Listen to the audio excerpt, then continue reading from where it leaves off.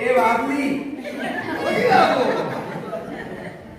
बाबली उगा जीवला परत पडाय फुकट दूध पडला. काय बडबड कशी ते उद्या कुठे जाणार बाबली बघितला हो.